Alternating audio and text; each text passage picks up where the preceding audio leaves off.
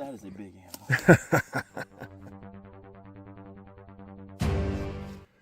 Well, howdy ho there, YouTube. I am glad to be at home. It's October 16th, I believe.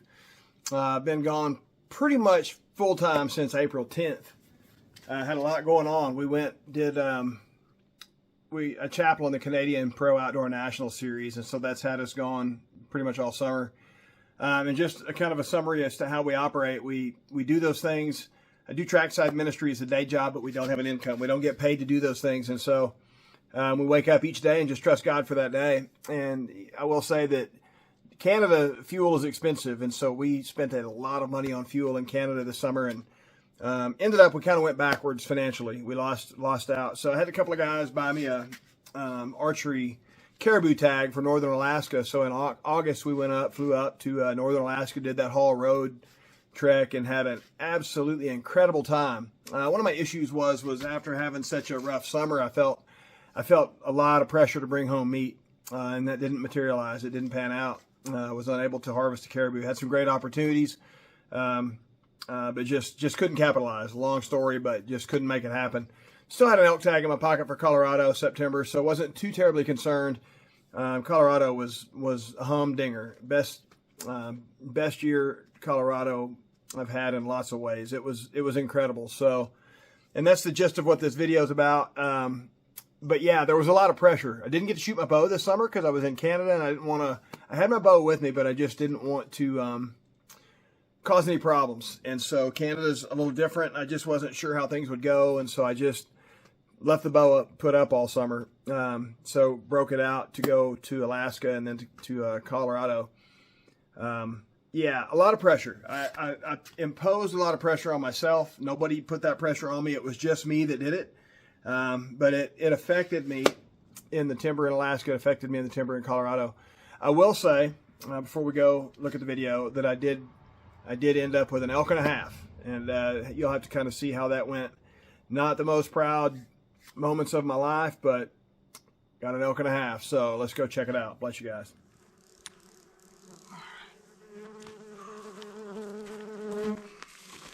Oh, I shouldn't have knelt.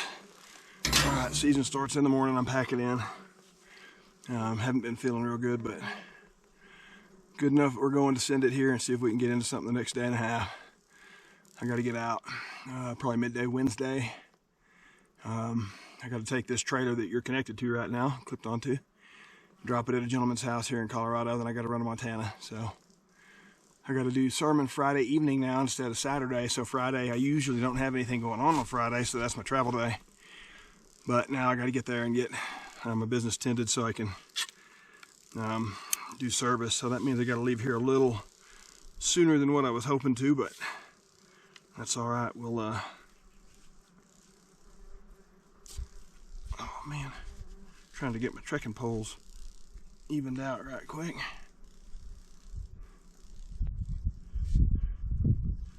That'll hike for now. All right, let's go get them. Bless you guys.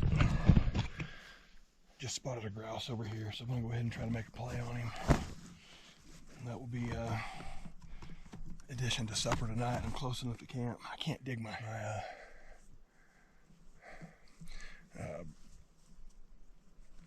bird points out of my pack. They're buried, so I'm just gonna use a mechanical.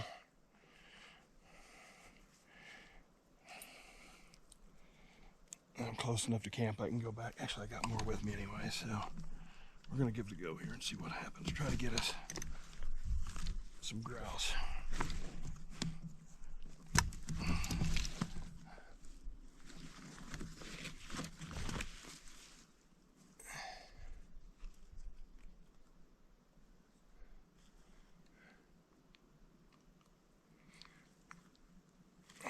We got you guys turned on. Points out of my pack, they're buried. So I'm just going to use a mechanical.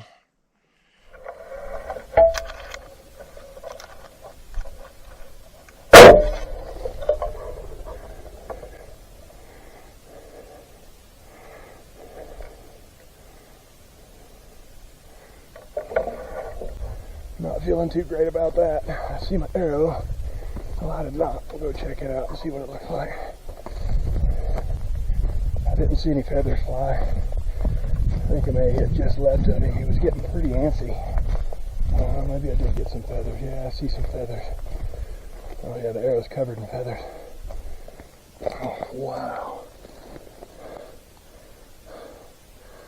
I took a leg off. A whole leg.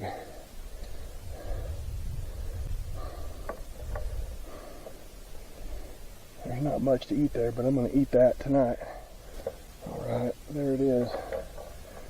I don't know if you can see it, but there's the broadhead there in that root. I haven't gone to look for the grouse yet, so that's what we're going to go do now. Try to get the rest of the bird and get him in the pack.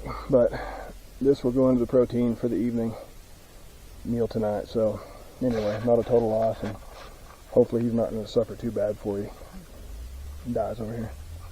All right, here's that grouse leg. So I'm going to go ahead and put it into my next batch of ramen. And going to have probably the caloric count of a mouse out of this grouse, but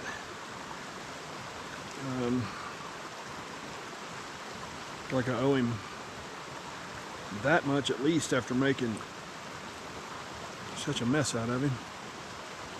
So anyway, we'll have grouse and ramen noodles.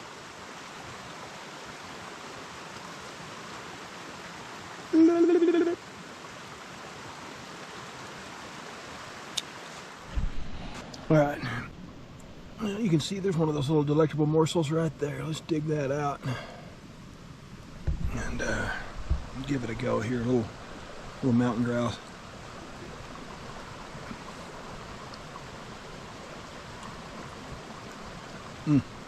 Some fine dining chicken and noodles ain't got nothing on grouse and ramen.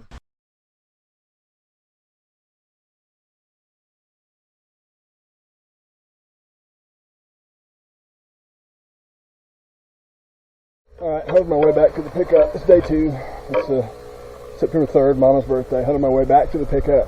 Packed out camp. And yeah, knee is killing me. Not going to say killing me, I don't like using that kind of word, but knee's hurting. Made it back. Fixing to pack everything up here. Start the trek up to Montana. As a birthday present to me, Mama got herself an airplane ticket. It's her birthday today, but she got me a ticket for her to come. I'll pick her up on the 8th in Bozeman, and she's going to spend the remainder of my elk hunt and my Kansas stint with me. And so I'm super blessed to get to spend that time with my bride. Like, super blessed. I spent a lot of time alone on the road, and I'll just be honest, I'm over it. I'm wore out and tired of being alone. And I miss my family, miss my bride. And so super excited that in 5 days I get to go pick her up at the airport in Bozeman. And then we'll shoot back down here and spend 7 days, 8 days, 7 days probably, before we head out to Kansas. So hopefully in those 7 days, hopefully we can put a bull in the pickup. My friend just showed up, and he's here looking for some groceries. None to be had, but I'm super excited. Hope y'all are doing well. We'll try to get some more footage when we get back out here in a week or so. Bless you guys.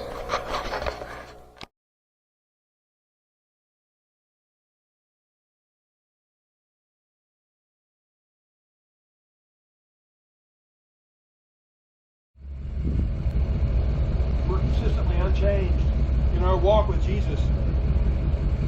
We may be walking with an unhealthy concept of who Jesus is. We might not even be walking with Jesus. We might just be walking with some information that's never made it to our soul.